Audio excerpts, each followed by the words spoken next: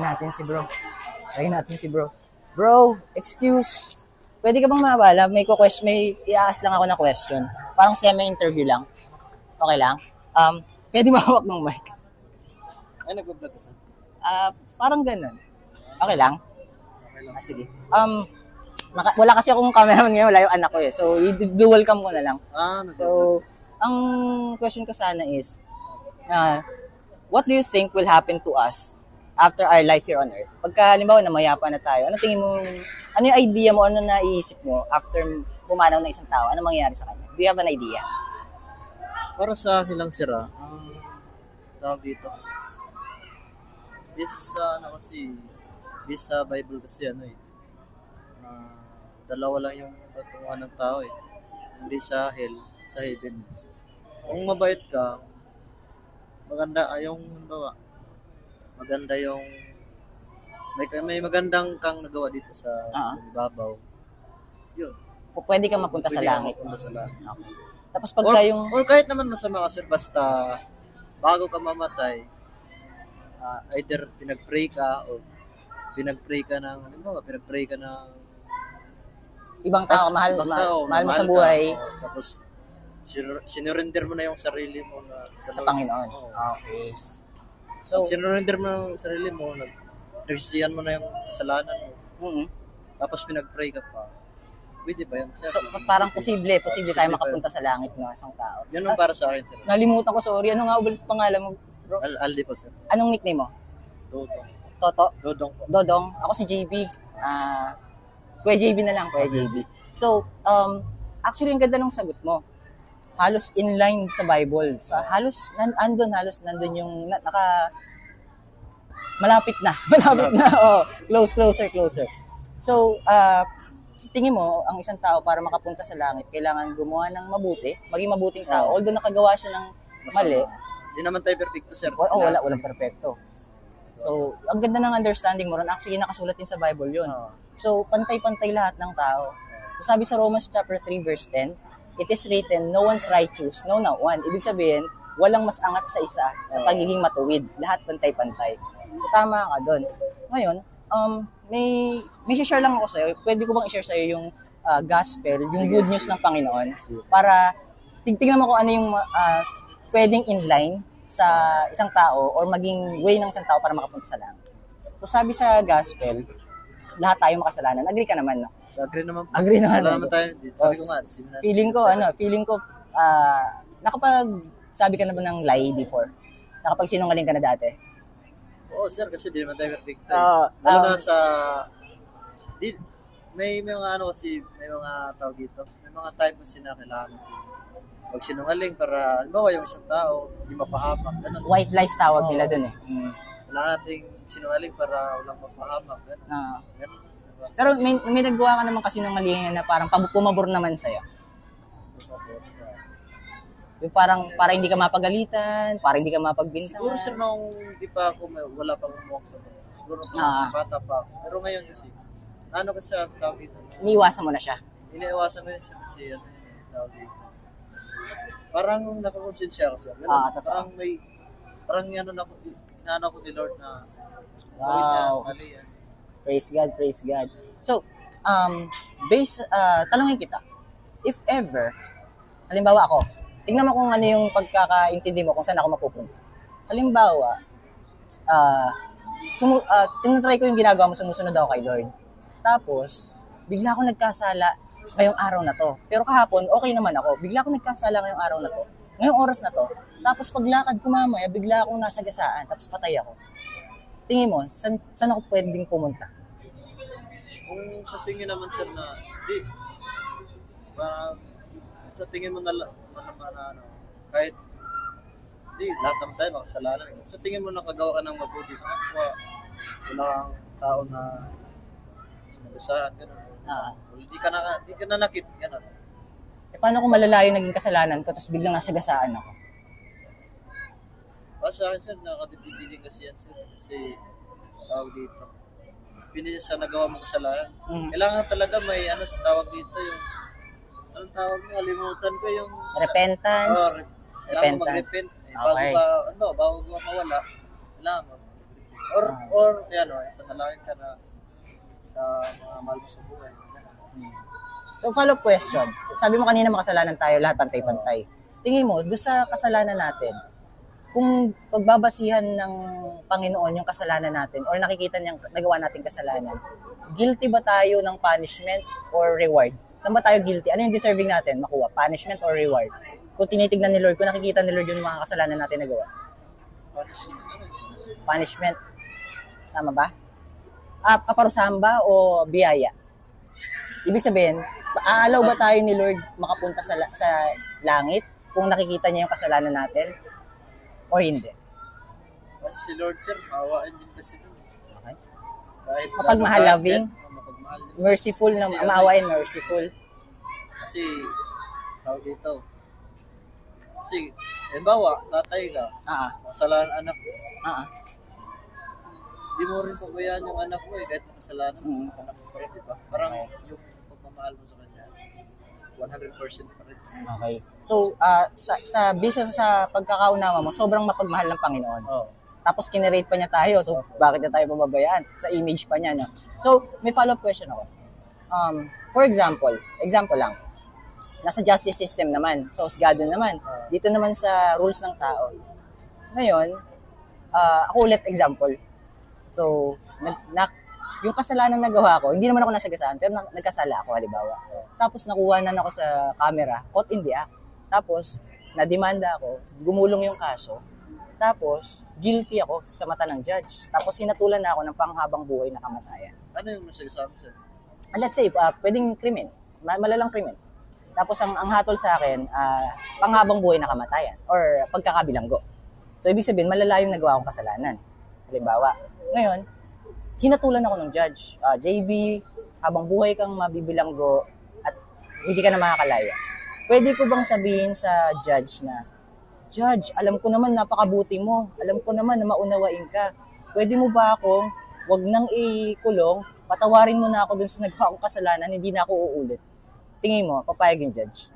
Magkaiba kasi yung rules ng tao sa rules ng... Huwag muna natin sama yung kay Lord. Pero yung judge, tingin mo papayag? Hindi papayag. Alam mo kung bakit? May ebidensya Bukod sa ebidensya, patas yung judge. Fair. Ibig sabihin, just. Just din yung judge. Ano ibig sabihin nun? Kung bakit ko pinakita yung example na yun? Kasi, may idea ka ba na si Lord just din, patas siya? Oo. Patas din si Lord. Yep. Kasi, tinitimbang niya ano yung mabuti sa kamay. Kaya, ganun yung tao. Kasi, lahat tayo mabuti. Hindi tayo matutunan pa. Kaya, parang pantay-pantay, may masama. May mabuti. For example, si Lord, pag humingi ka ng kapatawaran kay Lord, tapos pinatawad ka niya, nawala naman yung kasalanan mo, di ba? Pagka pinatawad ka niya, di ba? Kaya lang ang tanong, paano ka papatawarin ng Panginoon? Siguro yun yung pinaka-the best na follow-up question ko.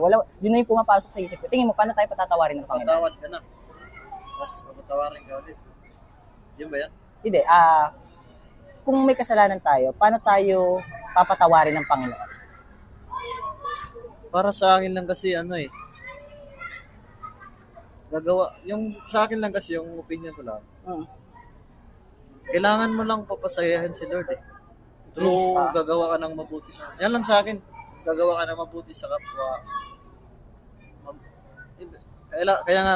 Kaya nga may kasabihan na mahalin mo yung, di ba, sa Bible, mahalin mo yung kaaway mo. Kung may tao nagkasala sa'yo, kung gaano ka pinatawad ni Lord, ganun din yung pagpapatawad mo sa kaaway mo.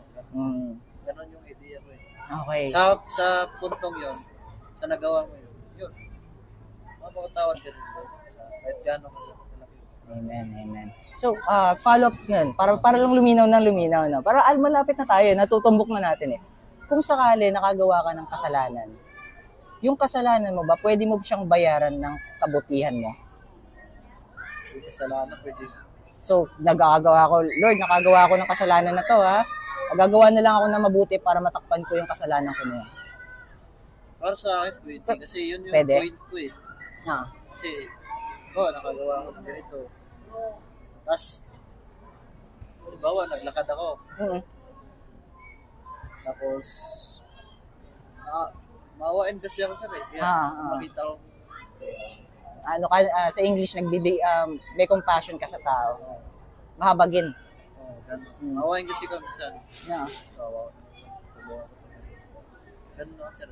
Kaya sa ganung punto, Pwedeng... sa pagtulong mo, mapipil mo talaga yung presence ni Lord na. Parang natutuwa siya ba? Ibig sabihin, pag natutuwa si Lord, natiplease. Pag natutuwa si Lord, mapipil mo talaga. Baka kalimutan niya na yung pagkasalanan mo. Natuwa na si Lord, baka nakalimutan na yung kasalanan. So, magbigay lang ako ng analogy. For example lang to. Yung kasalanan natin ay dumi. Madumi naman talaga yun, for example. Ngayon, kumuha tayo ng walis, tapos winalis natin yung dumi, tapos tinago natin sa ilalim ng carpet. Inangat natin yung carpet, tapos doon natin pinasok yung dumi. Tapos, binaba natin yung carpet, wala na yung dumi, natakpan na. So, parang ganun yung example nung naisip ko na idea, na pag tatakpan ko ng mabuting gawain, nakalugod-lugod sa Panginoon, yung naging kasalanan ko. Kaya lang ang tanong, pagka inangat ko yung carpet, nandun pa yung dumi, wala na. Andun pa. Sa mata ng Panginoon, nakasulat sa Bible, hindi siya mawawala. Nakasulat sa James chapter 2 verse 10, if you keep the whole law, so pag gumawa ka ng mabuti, kailangan mong gawin lahat. If you miss one point, if may pagkukulang ka kahit isa lang daw, you are guilty of all. Kaya yung sinabi mo kanina, lahat tayo makasalanan kasi lahat tayo guilty. Nakagawa tayo ng isa, makasalanan tayo sa mata ng Panginoon. Pero kailangan ng Panginoon para papasukin tayo sa langit, maging tayong holy, righteous, at perfect. So, perfecto, banal, at makatuwiran o makatarungan. O matuwid. Kaya lang, wala pa yata nakagawa sa atin ng ganun. So, ang ibig sabihin ng Bible, lahat tayo, bounded tayo sa hell. Doon tayo papunta. Ngayon, yung paggawa natin ng mabuting gawa, hindi siya mai-erase yung nagawa natin kasalanan. So, yun yung curse. Yun yung naging curse na namana natin kay Adan. Sumpa. Nakasulat din sa Bible yun eh. Pero itong maganda. Ito yung good news na gusto ko sana i-share sa'yo. Sabi ng Panginoon, pagka binasa mo yung Bible front to back, simula sa umpisa hanggang sa dulo, Genesis hanggang Revelation, makikita mo ron yung sinasabi mo kanina, sobrang pagmamahal ng Panginoon at maawain. Sabi ng Panginoon, nakita ko ng lahat ng mangyayari. Wala sa inyong makakalakad na kagaya ng nilakad ng aking anak na si Jesus. Siya lang ang nakalakad sa mundo na nagkatawang tao na perpekto, walang kasalanan, banal, at makatuwiran matuwid. Ngayon, sabi ng Panginoon, hindi ko papayagan si Dodong na mahiwalay sa akin habang sa buhay na walang hanggan. Kasi pagka hindi ko kasama si Dodong sa langit, saan siya mapupunta? Sa impyerno. Kasama niya si Satanas. Ngayon, ang sabi ng Panginoon, gagawa ko paraan. Ang gagawin ko, ipapadala ko yung aking anak. At yung aking anak, isasakripisyo yung sarili niya ng willingly, ibig sabihin, walang makakapili sa kanya, walang makakapigil sa kanya. Siya yun, kusa niyang loob, para kunin ang lahat ng kasalanan ni Dodong. Lahat ng nakaraan mong kasalanan, lahat ng kasalanan mo kahapon, tsaka yung ngayon, pati yung bukas at sa mga susunod na araw, binayaran ko na. So, ginawa ng Panginoon, sinend niya 2,000 years ago, si Jesus Christ. At si Jesus Christ, kinuha lahat ng kasalanan natin. Sabi nga doon sa Bible, Him who knew no sin, siya na hindi nagkasala, ay naging kasalanan, become sin for us. Dahil kinuha niya yung kasalanan ni Dodong, kinuha niya yung kasalanan ni JB, lahat. Pati yung kasalanan mo bukas, sinagot niya na. So sabi sa Romans chapter 6 verse 23, and the wages of sin, ang kabayaran sa kasalanan ay death. And the wages of sin is death. Ibig sabihin, para mabayaran mo yung kasalanan mo, kailangan ng buhay. Ibig sabihin, pagka si Dodong ang nagbayad ng kasalanan niya, buhay ang kapalit. Pagka si Dodong ang nagbayad ng kasalanan niya, hindi niya makakasama ng Panginoon sa langit dahil mapupunta siya sa lupa. So, ang ginawa ng Panginoon, Dodong, ako magbabayad. Dahil ako, Diyos, ikaw nilikha kita as tao, ako may kapangyarihan para iligtas ka sa kasalanan. Bigyan ka ng buhay na walang hanggan. So, ang ginawa ng Panginoon, namatay siya sa krus. Nung namatay siya sa krus, pati kasalanan mo namatay. Dama yung kasalanan mo. Ngayon, yung paghingi ng tawad, tama yon. Ibig sabihin, kasi pagka humingi ka ng tawad, at maunawaan mo kung paano ka patatawarin ng Panginoon, ito yung sinasabi ng Panginoon ng Biblia, kung paano tayo patatawarin. Ito yung kalooban ng Ama. John chapter 6:40. Kung sino man, ito ang kalooban ng aking Ama. Kung sino man ang nakakakita sa akin at maniniwala sa akin, ay bibigyan ng buhay na walang hanggan at iaangat ko sila sa araw ng paghuhukom.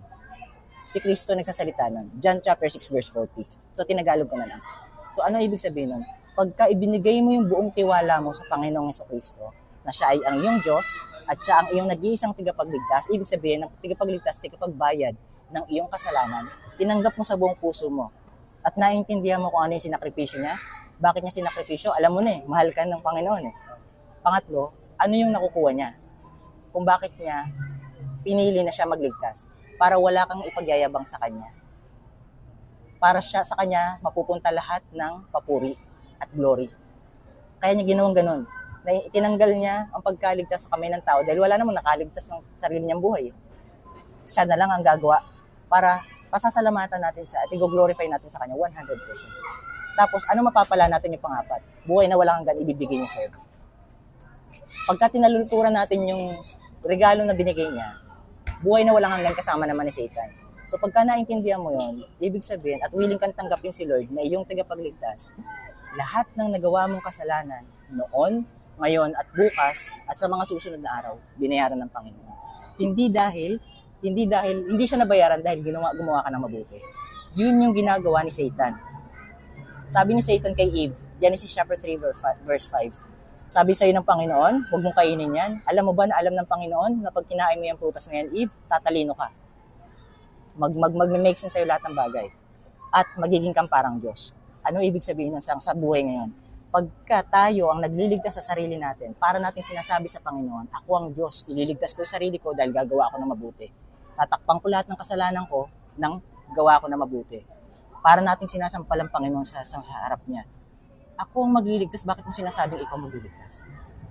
So, sabi ng Panginoon, pagagangin ko sa iyo, Dodong, kukunin ko lahat ng burdens, kukunin ko lahat ng kasalanan, ipagkatiwala mo sa akin na ako ang magliligtas sa iyo at niligtas na kita, hanggang sa huling buhay mo, kung yun ang paniniwalaan mo, may buhay kang walang hanggan kasama. Mawawala lang yon kung hindi ka talaga naniniwala sa Kanya at pinapeking lang.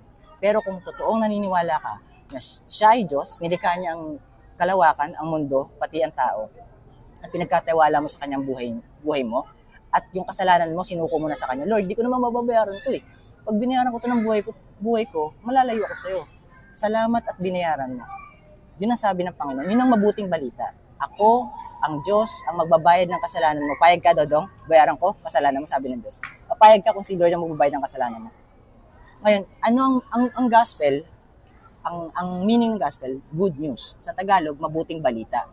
So, pili ka sa dalawa kung ano yung mabuting balita base sa pagkakaunawa.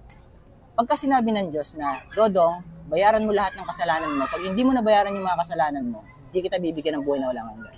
Yun yung unang balita na pinapakalat ng maraming tao. Yung tunay na balita ng Panginoon na nasa Biblia, Dodong, kukunin ko lahat ng kasalanan mo, ako na magbabayad, bayad na yan, nagtitiwala ka ba sa akin? Pag nagtiwala ka sa akin, bayad na. Alin yun sa tingin mo, yung mabuting balita sa dalawang doktrinang tinuturo sa Pilipinas at sa buong mundo? Alin yung mabuting balita para sa'yo? Yung nagtiwala mo kay Lord. Exactly. Yun ang gustong iparating sa'yo ni Lord ngayon. Sabi sa Matthew chapter 11 verse 28, Come unto me, all ye that labor and are heavy laden, and I will give you rest. Ang sa Tagalog nun, lapit kayo sa akin, kayong nahihirapan na sa mundo. Hirap na at wala nang matakbuhan. Lapit kayo sa akin at bibigyan ko kayo ng pahinga. Doon sa dalawang example na binigay ko sa iyo, nakita mo na mas magaang yung pangalawa. Sa dalawang example na yon, yung pangalawang example, yun yung may pahinga. Kung sinasabi ng Panginoon na bibigyan ko kayo ng pahinga, alin ngayon ang totoo sa dalawa? Yung unang example na pagtrabahuhan mo ang pagkakaligtas mo, o yung pangalawang example na ako na magliligtas sa'yo? Alin ang pangalawa? Pagka binasa mo yung Bible, Dodong, kumbaga, kahit mabagal, ayos lang, pero yung nanamnamin mo talaga, yun yung ipapakita sa'yo ng Panginoon. Sabi sa Ephesians chapter 2 verse 8 and 9, For by grace, grasya ng Panginoon, for by grace are ye saved, you are saved through faith. Faith, paniniwala sa Kanya. And not of yourselves. Ibig sabihin ng not of yourselves, hindi dahil sa mga ginagawa mo. Tapos yung verse 9, not of works, ibig sabihin not of your good works, So no one can boast. So no man can boast. Yung sinasabi ko na hindi tayo makakapagmalaki sa Kanya kasi siya yung nagligtas sa atin. Lord, hindi ko naligtas yung sarili ko, ikaw nagligtas sa akin. So pagdating sa pintuan ng langit, tatanungin tayo ng Panginoon, Dodong, ba't kita papapasukin? Kung tatanungin ka ni Lord sa araw ng paghukom, Dodong, ba't kita papapasukin dito sa pintuan ng langit? Anong tingin mo sasagot mo? Sabihin ko na ikaw yung sinalo mo yung kasalanan. Exactly. Whew. Tutuwa ako kasi mas importante sa akin ngayon na madinig ng mga tao yung mabuting balita. Kasi pagka yung nasagot mo, hindi ka bibitawan ng Panginoon. Di ba sabi mo kanina, mahal ka ng Panginoon? Nandito ako ngayon. Hindi ako yung magliligtas ng Panginoon. Dumadaan lang sa akin yung balita ng Panginoon. Binayaran ng Panginoon lahat ng kasalanan natin, 100%. Kung binayaran ng Panginoon ang kasalanan natin, 100%, tingin mo, ilang kasalanan pang natira sa'yo? Wala na. Ngayon, kung wala ng kasalanan natira sa'yo, makakapasok ka sa langit o hindi? Makakapasok. Kasi 100%. Ang maganda nun, hindi tao yung gumawa. Ibig sabihin, kung tao gumawa, pwedeng sumablay. Ang gumawa, yung Panginoon. Ang Panginoon hindi sasablay. At ang Panginoon, walang pinangako na hindi nangyari. Diba? Diba, ang sarap ngayon na mahalin siya. Ngayon, Lord, ikaw na nagligtas sa akin, niligtas mo ako. Sobrang pagmamahal mo. Kaya yung naturalesa, pagka tinanggap mo si Lord, yung Holy Spirit, actually baka nasa iyo na kasi nadidinig mo na siya. Yung Holy Spirit, yun yung magko-convict sa'yo na, oh, Dodong, nadapa ka dyan, ha? Ibig sabihin, nakagawa ka ng kasalanan, pero okay lang yan. Kasi si Satan, tatawagin yung pangalan mo, tatawagin yung kasalanan mo, tatawagin ka sa kasalanan mo. Satan will call you by your sins, but our Lord will call you by your name, Dodong. Tawagin ka niya. Ibig sabihin, na hindi ka niya i-condemn. Hindi ka niya, ayan, Dodong, nadapa ka na naman. Hindi ganun si Lord. Si Satan yun. Pero si Lord, sabihin sa'yo ni Lord, sige, tatayo kita. Nadapa ka, tatayo kita. Hanggang sa dulo, hanggang sa ma-endure mo. Tapos pagka oras mo na, Dodong, huwag ka maglala, magkasama tayo sa langit. Tapos pagka tinanong ka, tapos yung sagot mo, Lord, ikaw lang gumawa eh. Wala naman akong naiambag. Ang naambag ko lang dyan yung kasalanan ko. Di ba ang sarap? Ngayon, hindi na siya mabigat. Pangalawa, 22 minutes, tinignan ko yung oras. Dagdag ko na lang. Para lang maging klaro sa'yo. Walang sino man ang makakapagligtas sa atin bukod sa Panginoon. Ibig sabihin, walang church, walang pope, walang archbishop, walang priest, walang pastor. So, damay natin lahat ng possible churches. Wala ring evangelizers yung nag-share ng gospel. Walang sinong tao ang magbibigay sa'yo ng buhay na walang hanggan. Diyos lang. At sarili natin, hindi natin kayang bigyan ng sarili natin ng buhay na walang hanggan. So, kung maiintindihan natin yon, mas madali natin ipagkatiwala sa Kanya. May tanong ako, pero pwede mong sagutin,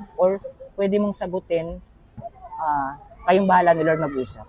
It's between you and God.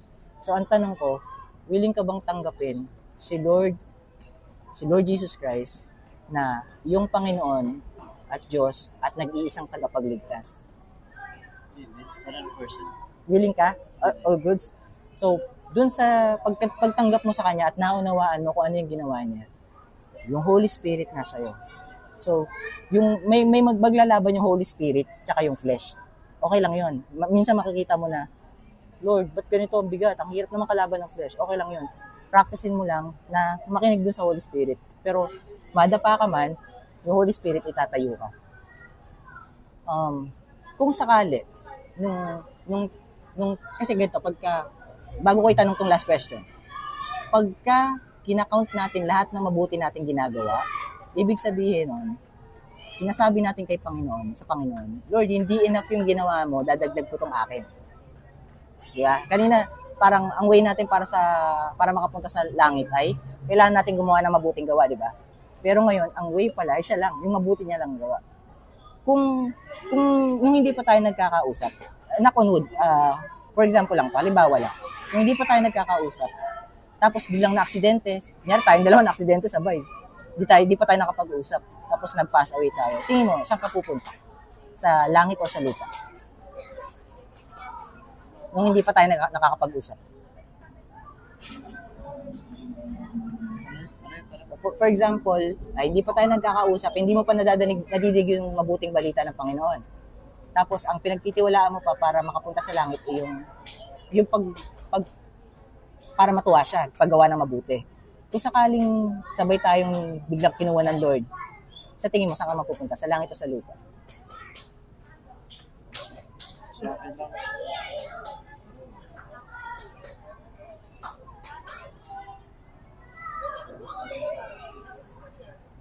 Sa akin siya, ano?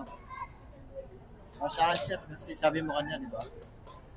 Hindi, kung di pa tayo nag-uusap nung bago tayo mag-usap, yung una mong pagkakaunawa, tingin mo, kung nung ka nag-pass away, kunyari sabay tayo nag-pass away nung oras na yun, hindi pa tayo nag-uusap, tingin mo, saan ang destination natin dalawa? Saan ang destination mo? Langit or lupa? Lupa siya. Tama. Alam mo kung bakit? Yung dating pananaw natin, hindi tayo nagtitiwala kay Lord ng 100%. Pero after natin mag-usap, tingin mo, saan ka napupunta? Saan ako pupunta? Langit siya. Exactly. Kasi ngayon, after nating mag-usap, na-realize natin, hindi ko pala pwedeng pagkatiwalaan yung sarili ko para bigyan ng sarili ko ng buhay na walang hanggan. Si Lord lang pala. So, sobrang saya ko. Sobrang thank God, praise God sa pagkakataon na to. Nagkausap tayo. And wala akong pinopromote na church, hindi ko pinopromote yung sarili ko. Gusto ko lang si Jesus Christ makilala mo at nakilala mo na. Maraming salamat sa Kanya. Okay lang ba pag-pray kita? Balik na siya. Sige, saglit lang to. Meron ka bang prayer request? Gusto mo ipag-pray? Challenges, struggles, o general na lang? Sige. Okay. Okay, sige. Heavenly Father, thank you po sa pagkakataon na pinagkaloob mo sa amin ni Dodo. Thank you po at nagpakilala ka po sa kanya. Thank you po at hinayaan yung ma-share yung gospel sa kanya. Maraming salamat na naintindihan niya. Maraming salamat, Panginoon, at tinanggap ka niya na nag-isang tigapagligtas sa aming Panginoon. Kung ano man po ang pangangailangan niya, alam ko po ibibigay niyo, Panginoon. Bigyan niyo po siya ng wisdom. Patuloy niyo po siyang gabayan papunta po sa inyo. Makilala po kayo ng lubos-lubusan. At sana mabigyan niyo po siya ng oras. Magabayan niyo po siya na basahin yung Bible kahit paminsan-minsan or kung darating yung time dadalas. At kung anong trabaho po niya ngayon, bigyan niyo po siya ng lakas. At pag pauwi po mamaya, gabayan niyo po siya. Maraming salamat po, Panginoon, sa buhay ni Dodong. And we are praying in our Lord Jesus Christ's name. Amen and amen. Thank you, brother. Thank you.